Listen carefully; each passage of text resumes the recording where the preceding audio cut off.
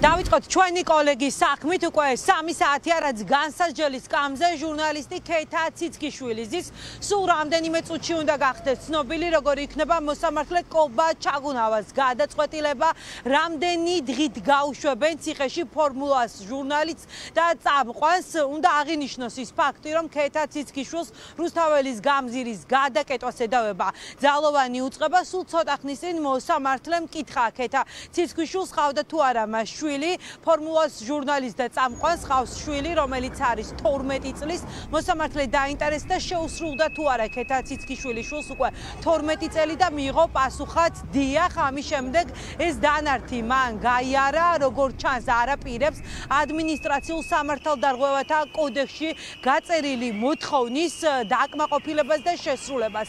ამ კოდექსში წერია რომ თუ დაკავებულს 12 წლამდე შვილი ყავს, ის პატიმრობიდან უნდა გათავისუფლდეს და მას არ შეიძლება რომ საპატიმრო გადაწყვეტილება შეუფარდოს მოსამართლემ. ახლა საინტერესოა როგორი იქნება დასანქცირებული მოსამართლის გადაწყვეტილება ქეთა ციცქიშვილის საქმესთან დაკავშირებით. დღეს 3 შუამდგომლობა დააყენეს ადვოკატებმა. პირველ რიგში მოითხოვეს რომ პროცესი გადადებულიყო, რადგან ქეთა ციცქიშვილი დილის საათებში დააკავეს. მთელი დღის განმავლობაში ადვოკატებს საქმის მასალები არ მისცეს, მეტიც დაკავებულის ნახვის შესაძლებლობა აუკრძალეს.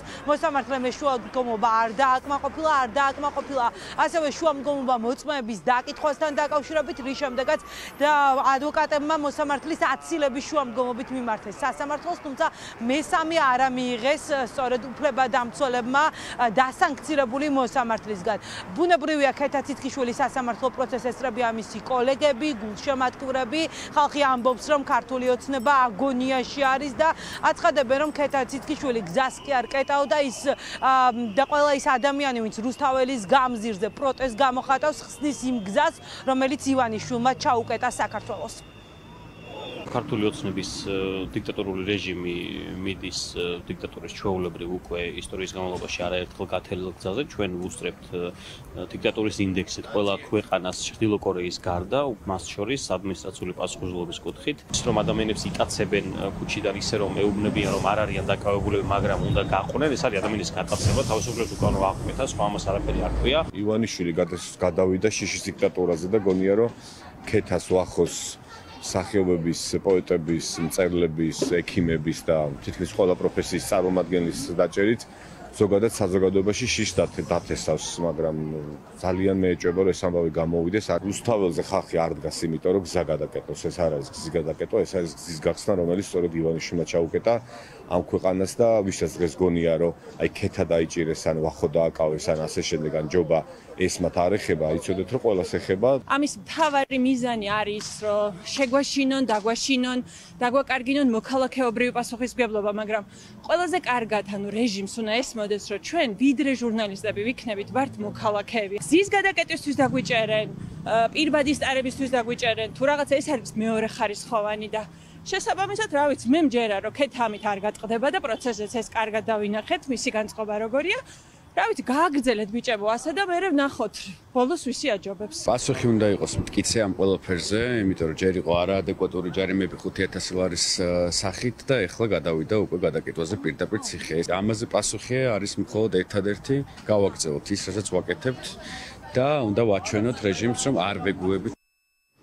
სულ რამდენიმე წუთის წინ გახდა ცნობილი, რომ სამოქალაქო აქტივისტი საბა ჯაფარიძე 6 დღით გაუშვა ზვიად ცეკვავ ამ ციხეში. დღეს ზვიად ცეკვავამ 2 გადაწყვეტილება მიიღო, ასევე პროგრამისთან დაკავშირებითაც იმსჯელა და პროგრამისტი თეიმურა სარალიძეც 6 დღით გაუშვა იზოლატორში. ცეკვავა იყო ის მოსამართლე, რომელმაც დღეს 2 აქტივისტთან დაკავშირებით, სამოქალაქო აქტივისტთან დაკავშირებით იმსჯელა. კიდევ ერთ მოსამართლეს ზვიად ცაცუას დაეწერა სამოქალაქო აქტივისტის ნინო ბერუაშვილის საქმე, რომელიც არის ფარმაცევტი.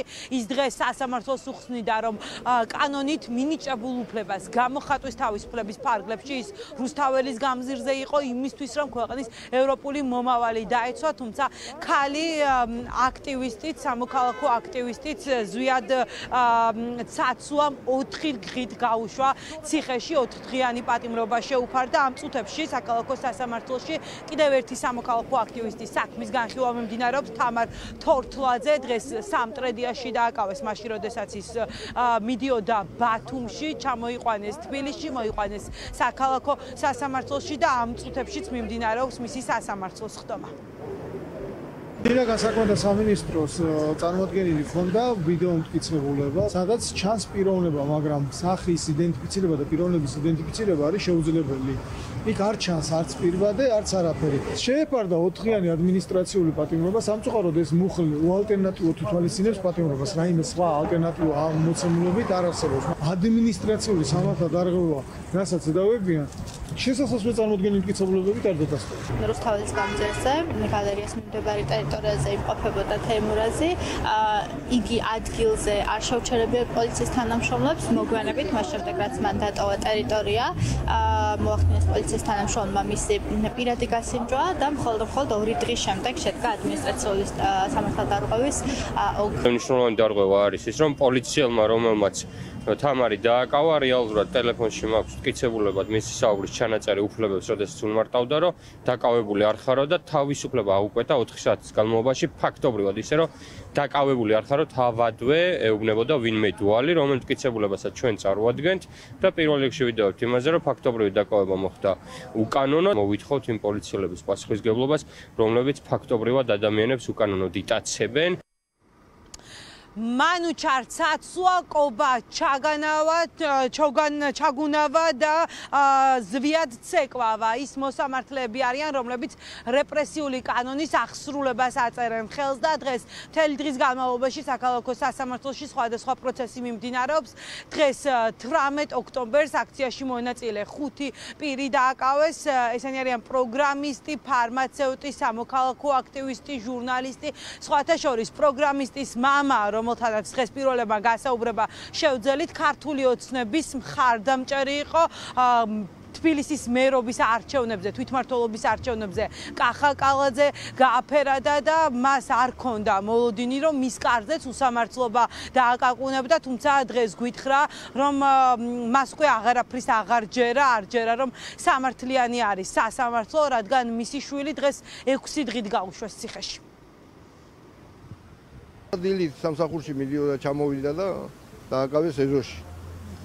თავის მანქანას მე ჩავყევი მე შაბათ დღეს აქციაზე იყო, მაგრამ იყო როლოთ რუსთაველზე. რუსთაველის მეტროსთან. და მე იქიდან რო ჩამოვიდა მანქანასთან იქ და გააჩერეს. თავის მანქანას.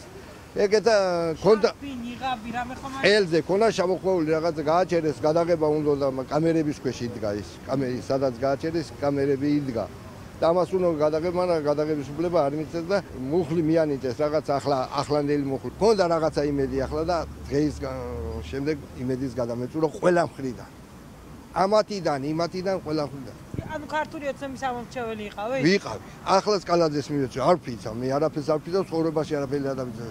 დასაფიცი რამა. ვიყავ. ახალგაზრდო ცხოვრებას უმწარე, აბა გამწარებული, მე მინახოთ ვინ დარჩა.